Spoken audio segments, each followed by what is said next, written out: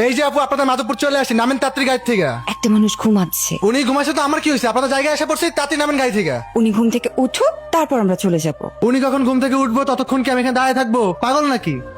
আপনার সাহস তো কম না? আপনি আমাকে পাগল বলেন মানে একটা কানের নিচে চল লাগাই দিব। থাপড় মারবেন মানে? আপনি যদি মেয়ে মানুষ না হইতেন তাহলে বুঝাই দিতাম। কি হয়েছে? ভাই আরে ভাই, আপনি কখন ঘুম থেকে উঠবেন ততক্ষণ ম্যাম বলতেছে যে এখানে দাঁড়ায় থাকতে। তো দাঁড়ায় থাকবেন, সমস্যা কি? আমরা তো আপনাকে পেমেন্ট করব। উনি বুঝতে পারেন আর কি। আসলে নামেন তো। কি হতো মানুষটা যদি আরেকটু বেশিক্ষণ ঘুমাতো? Thank you. ঠিক আছে ভাই, আসি ভাই। আপনি খাচ্ছেন না কেন?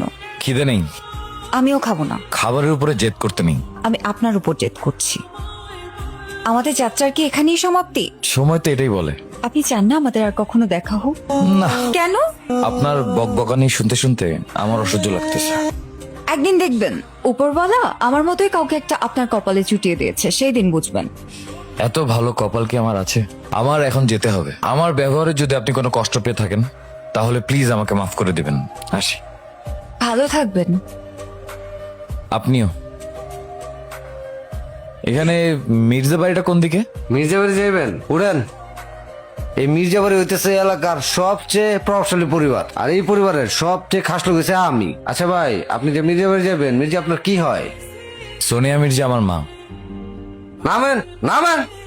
কি হয়েছে? আপনি আগে বলবেন না? আপনি তো দিছিলেন আমার চাকরিটা খায়া। কে তুমি বাবা?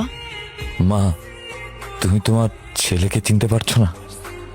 অর্ক? হ্যাঁ মা, আমি তোমার সেই পাপিষ্ঠ সন্তান যার কারণে তুমি বারবার অপমানিত হয়েছো, লাঞ্ছিত হয়েছো। তুমি আমার সাথে চলো বাবা, আমি স্কুলে নিয়ে যাব, আমার কাছে থাকবে, আমি খাওয়াই দিব, ঘুমাবো আমরা একসাথে। চলো। তোমার সাথে যাবো না, তুমি একটা খারাপ মহিলা। এত বছর পর আসলে। মা, তোমার এই হতভাগা ছেলে তোমার পায়ের নিচে একটু ঠাঁই পাওয়ার জন্য ছুটে চলে আসছে। তুমি আমাকে ফিরিয়ে দিও না মা, ফিরিয়ে দিও না। আমার ছেলেটাকে দেখি। আমাকে তুমি মাফ করে দাও মা।